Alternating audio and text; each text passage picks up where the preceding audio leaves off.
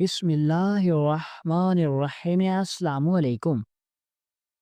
کہرا سے باہر ایک پرانی زمیندار کی کوٹھی تھی جہاں کبھی سرکاری مال رکھا جاتا، کبھی زکوٰۃ کی گندم، دیواریں خستہ مگر وقار اب بھی باقی تھا۔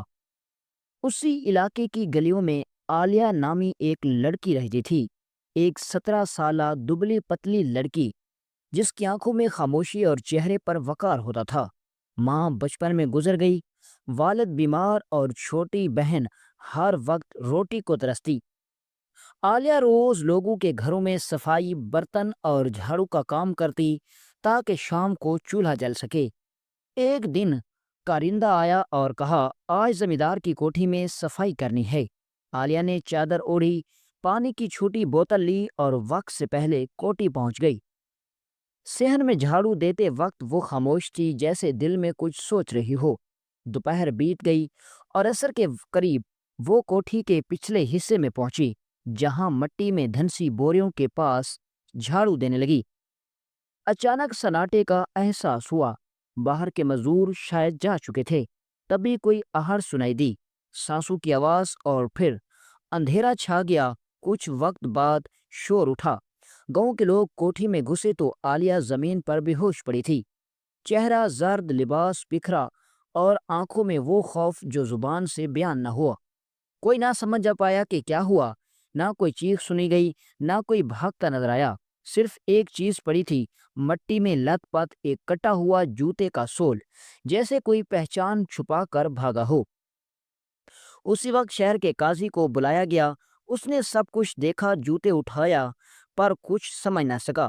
عالیہ کچھ بول نہ سکی، صرف ایک خاموش چیخ اس کے چہرے پر لکھی تھی، ایسی چیخ جو انصاف مانگ رہی تھی۔ عالیہ کی حالت بیان سے باہر تھی، وہ لرزتی آواز میں کہانی سنا رہی تھی، مگر الفاظ ٹوٹ ٹوٹ کر گر رہے تھے، چہرے پر خوف، کپ کپاتی انگلیاں اور آنکھوں میں آنسو، سب کچھ ایک گہرے راز کی گواہی دے رہے تھے۔ قاضی خاموشی سے بیٹھا سنتا رہا، اور پھر اس نے دریافت کیا کوئی چیز، کوئی نشان، کچھ بھی چھوڑ گیا ہو وہ ظالم؟ عالیہ نے جھجکتے ہوئے لرزتے ہاتھوں سے ایک پرانا سا آدھا جوتے کا سول آگے رکھ دیا، جو کوٹھی کے مٹی میں لت پت ملا تھا۔ قاضی نے جھک کر غور سے دیکھا اور فوراً چونک گیا۔ یہ مسجد کے جوتے کا لگتا ہے، وہ بڑبڑایا۔ اس دور میں مساجد میں وضو کے لیے رکھے جانے والے جوتوں کے سول خاص طور پر کاٹ دیے جاتے تھے، تاکہ اگر کوئی شخص اسے چوری کر کے باہر لے جائے تو فوراً پہچان لیا جائے کہ یہ مسجد کا ہے۔ قاضی نے فوراً حکم دیا، فوراً قریبی مسجد میں جاؤ، دیکھو کیا وہاں کے تمام جوتے موجود ہیں۔ اگر کوئی جوتا کم ہو تو ہو سکتا ہے مجرم نے اپنا جوتا وہیں چھوڑ کر مسجد کا جوتا پہن لیا ہو۔ سپاہی امید کی روشنی لیے دوڑتے ہوئے مسجد کی طرف روانہ ہوئے۔ چند لمحوں بعد جب وہ واپس آئے تو ان کے چہرے اترے ہوئے تھے، جیسے کوئی سچ ان کی روح کو چیر چکا ہو۔ انہوں نے دھیمی آواز میں قاضی کو اطلاع دی، مسجد میں واقعی ایک جوتا کم ہے، صرف ایک جوتا بچا ہے، دوسرا غائب ہے۔ قاضی نے آنکھیں بند کر لی، وہ گہری سوچ میں ڈوب گیا۔ اس نے پوچھا، کیا وہاں کوئی ایسا جوتا ملا جس سے مجرم کی شناخت ہو سکے؟ سپاہیوں نے سر جھکا دیا۔ اصل چال تب سمجھ آئی، مجرم مسجد کا جوتا پہن کر آیا تھا اور ظلم کرنے کے بعد واپس جا کر اپنے اصلی جوتے پہن کر نکل چکا تھا۔ یعنی مسجد میں ایک جوتا رہ گیا اور دوسرا جوتا کوٹھی کی مٹی میں چھوٹ گیا، دونوں الگ جگہ پر، اس لیے ان دونوں جوتوں کو آپس میں جوڑنا ناممکن ہو گیا۔ قاضی نے سرد آہ بھری، اب ہمارے پاس نہ کوئی گواہ، نہ کوئی مکمل ثبوت۔ وہ رکا اور گہرے لہجے میں بولا، یہ مقدمہ اب میرے دائرۂ اختیار سے باہر ہے، یہ اب کسی عام قاضی کا نہیں، بلکہ سلطان صلاح الدین ایوبی رحمۃ اللہ علیہ جیسے عقل و عدل کے ستون کا فیصلہ طلب کرتا ہے۔ اسے دربار سلطانی میں پیش کیا جائے۔ مقدمہ لے کر جب قاضی سلطان صلاح الدین ایوبی کے دربار میں پہنچا تو دربار کی فضا میں ایک عجیب سا سکوت چھا گیا، جیسے الفاظ کہیں غائب ہو گئے ہوں اور صرف دلوں کی دھڑکنیں باقی رہ گئی ہوں۔ اعلیٰ کی جھکی نظریں، کپ کپاتی آواز اور ہاتھ میں تھما ہوا وہ آدھا جوتے کا سول، سب کچھ جیسے ایک خاموش چیخ بن گیا تھا۔ سلطان نے قاضی کی ساری رداد بڑی خاموشی سے سنی، نہ حیرت کا اظہار، نہ غصہ، نہ کوئی جلد بازی، وہ صرف سنتے رہے، گہری ٹھنڈک نظروں سے۔ جب وہ قاضی نے آدھا جلا ہوا مٹی سے اٹا ہوا مسجد کے جوتے کا سول سلطان کے سامنے رکھا تو دربار میں ایک دم خاموشی چھا گئی۔ سلطان نے اسے ہاتھ میں اٹھایا، دیر تک دیکھا اور بس اتنا کہا، یہ معمولی چیز نہیں، اس میں کوئی راز چھپا ہے۔ یہ الفاظ کسی گرجدار آواز میں نہیں بلکہ ایک ایسی پرسکون لہجے میں کہے گئے جو دل کو چیر جائے۔ سلطان نے پھر آنکھیں بند کر لیں جیسے وہ اب اس جوتے کو نہیں کسی مظلوم کی چیخ کو سن رہے ہوں۔ دربار میں بیٹھے لوگ حیرت سے ایک دوسرے کو دیکھنے لگے۔ صرف ایک جوتے کا آدھا سول اور سلطان کے چہرے پر اتنی سنجیدگی۔ کچھ اعتبار سلطان نے آنکھیں کھولی اور ان کی آنکھوں میں اب وہ روشنی تھی جو صرف سچ کے متلاشی کی آنکھوں میں ہوتی ہیں۔ انہوں نے دھیمے لہجے میں پوچھا، تم نے کہا ہے کہ مسجد کے جوتے کا سول تھا اور دوسرا جوتا مسجد میں رہ گیا تھا؟ قاضی نے سر ہلایا، جی، اور مجرم اپنے اصلی جوتے پہن کر نکل چکا تھا۔ سلطان نے گہری سانس لی اور آسمان کی طرف نظر اٹھا کر کہا، یا اللہ، تو ہی جانتا ہے کہاں ظلم ہوا اور کہاں انصاف دب گیا، لیکن اگر اس جوتے میں راز چھپا ہے تو ہم اسے ضرور کھولیں گے اور مظلوم کے آنسو رائگاں نہیں جانے دیں گے۔ پھر سلطان نے درباریوں کی طرف دیکھا اور حکم دیا، اس مقدمے کو ہم خود سنیں گے، خود چھانیں گے اور انصاف خود کریں گے، کیونکہ ایک لڑکی کی خاموش چیخ اس طاق سے بلند ہے جس پر ہم بیٹھے ہیں۔ عالیہ کے آنسو تھم گئے، مگر اس کی امید اب کسی عام انسان سے نہیں بلکہ اس سلطان سے جڑ چکی تھی جس کی عدالت میں اندھیرے چھپ نہیں سکتے تھے۔ اب سلطان صلاح الدین ایوبی رحمۃ اللہ علیہ نے سپاہیوں کو حکم دیا کہ عالیہ کو بحفاظت اس کے گھر پہنچا دیا جائے۔ قاضی کو بھی رخصت کر دیا اور خود دربار میں بیٹھے سوچنے لگے۔ جاتے وقت سلطان نے عالیہ کو پراعتماد لہجے میں یقین دلایا کہ تمہیں انصاف ضرور ملے گا۔ جب تک تمہیں انصاف نہیں دلواتا میں چین سے نہیں بیٹھوں گا۔ سب درباری یہی سمجھے کہ اب سلطان اپنے خاص کمرے میں آرام فرمائیں گے، مگر دراصل وہ عظیم سلطان عام آدمی کا بھیس بدل کر محل کے پچھلے دروازے سے نکل کر اس کوٹھی کی طرف روانہ ہو چکے تھے جس کوٹھی میں عالیہ کے جسم کے ساتھ ظلم کی انتہا کی گئی تھی۔ عالیہ نہ صرف خوبصورت اور حسین و جمیل لڑکی تھی بلکہ وہ ایک کنواری، نازک مزاج اور معصوم لڑکی تھی، اور اس روز وہ کوٹھی میں اکیلی کام کر رہی تھی۔ تحقیقات سے یہ ثابت ہو چکا تھا کہ کوٹھی کا کرندہ اس وقت کسی کام سے بازار گیا ہوا تھا اور بازار کے کئی تاجروں اور گاہکوں نے اس کی موجودگی کی گواہی دی تھی۔ اسی طرح دو مزدور جو عالیہ سے پہلے کام مکمل کر کے جا چکے تھے، ان کے متعلق خود عالیہ نے گواہی دی تھی کہ میں نے ان دونوں کو جاتے ہوئے اپنی آنکھوں سے دیکھا۔ اب سوال یہ تھا کہ آخر وہ کون شخص ہو سکتا ہے جو مسجد سے سیدھا کوئی اٹھ آیا اور جب اس نے عالیہ کو دیکھا تو اس کی معصومیت کو درندگی سے روند کر چلا گیا۔ یہ تمام سوالات سلطان کے ذہن میں بجلی کی مانند کوند رہے تھے۔ وہ کوٹھی کے دروازے سے ہرگز نہ گئے تاکہ مجرم کو کسی قسم کا شک نہ ہو، کیونکہ ممکن ہے کہ مجرم اب بھی کوٹھی کے آس پاس ہی چھپا بیٹھا ہو، اور اگر سلطان کے جانے کا علم ہو جاتا تو وہ کسی بھی قسم کے شواہد کو مٹا سکتا تھا۔ چنانچہ سلطان صلاح الدین ایوبی رحمۃ اللہ علیہ ایک بلند دیوار پھلانگ کر اس سنسان اور خاموش کوٹھی کے اندر داخل ہوئے۔ جیسے سلطان اندر داخل ہوئے، انہوں نے فوراً وہ جگہ پہچان لی جہاں عالیہ کے ساتھ زیادتی کی گئی تھی، کیونکہ وہاں مٹی میں کافی زیادہ پیروں کے نشان موجود تھے اور زمین کی حالت بھی اس ظلم کی گواہ بن چکی تھی۔ سلطان صلاح الدین ایوبی کے پاس پہلے ہی ایک اہم ثبوت موجود تھا، مسجد سے ملنے والا ٹوٹا ہوا جوتے کا سول۔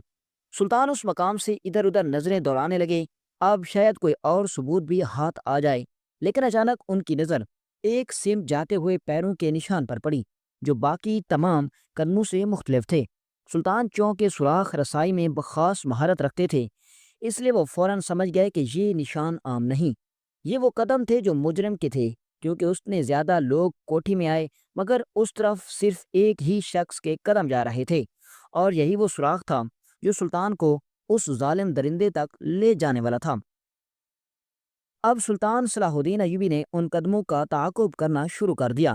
سلطان مصر کے حکمران نہ تھے، وہ مصر کی تاریخ کے ماہر ترین سراغ رساں بھی تھے۔ جہاں تک قدموں کے نشان جا رہے تھے سلطان وہاں تک پہنچے، مگر پھر ایک دیوار آ گئی، نشان وہیں رک گئے۔ سلطان کو پورا یقین ہو چکا تھا کہ مجرم دیوار پھلانگ کر جنگل کی طرف نکل چکا ہے تاکہ پیچھے کوئی نشان باقی نہ رہے۔ اب سلطان نے پوری بستی کو چھان مارا، لیکن افسوس کوئی ایک بھی ایسا نشان نہ ملا جس سے مجرم کا سراغ ملتا۔ مایوسی کے عالم میں سلطان صلاح الدین ایوبی ایک ٹوٹی ہوئی لکڑی کی بینچ پر بیٹھ گئے اور سوچنے لگے، اگر اس میں مظلوم لڑکی کو انصاف نہ دلا سکا تو میں اس ریاست کا سلطان کہلانے کے کیسے لائق ہوں؟ یہی سوچ کر ان کے دل کو جکڑ رہی تھی، تبھی ان کی نظر دوبارہ ان قدموں پر پڑی جن کا وہ پیچھا کر رہے تھے۔ اب کی بار سلطان نے انہیں غور سے دیکھا۔ سلطان حیرت میں ڈوب گئے۔ ان کے تجربہ کار آنکھوں نے فوراً پہچان لیا، یہ قدم کسی عام انسان کے نہیں بلکہ لنگڑا کر چلنے والے انسان کے تھے۔ مگر ایک دھچکا سا لگا، ایک لنگڑا انسان 3 انسانوں جتنی اونچی دیوار کیسے پھلانگ سکتا ہے؟ یہ تو ممکن ہی نہیں۔ اب بات الجھ گئی تھی۔ پھر سلطان نے سوچا، اگر یہ مسجد کے جوتے تھے تو یہ مجرم یقیناً اسی بستی کا ہے۔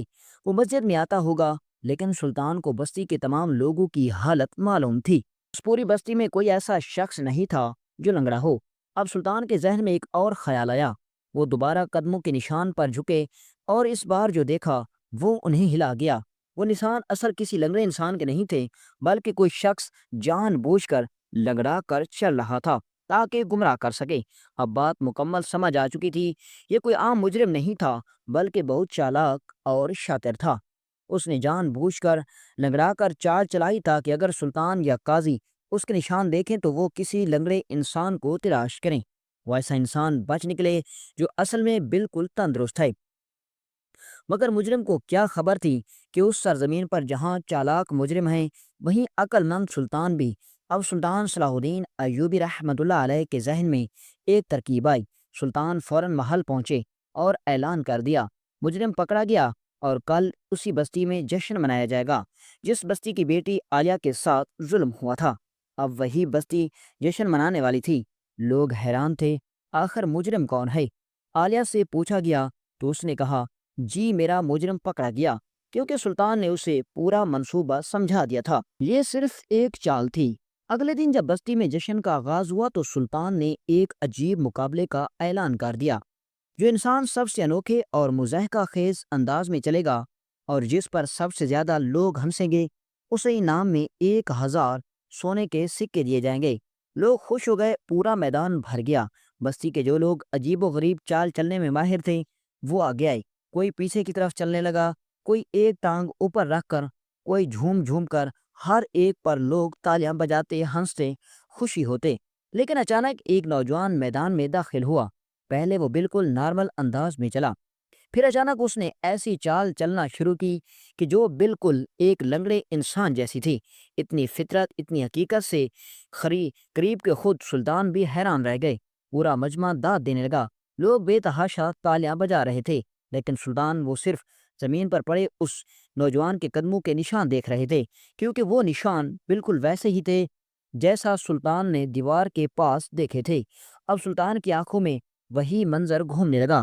اچانک سلطان نے فوراً اعلان کیا، اسے گرفتار کرو، یہی عالیہ کا مجرم ہے۔ یہ سننا تھا کہ میدان میں سناٹا چھا گیا، لوگوں کے چہرے زرد پڑ گئے، پورا مجمع سکتے میں آ گیا۔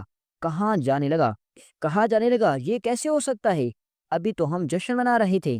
لیکن سلطان کی آنکھیں دھوکہ نہیں کھاتی تھیں۔ جس نے عالیہ کی عزت لوٹی تھی آج خود لوگوں کے سامنے ننگا ہو چکا تھا۔ تمام لوگ حیرت سے ایک دوسرے کو دیکھ رہے تھے کہ آخر سلطان نے ایسا فیصلہ کیوں کیا؟ یہ سب کیا ماجرا ہے؟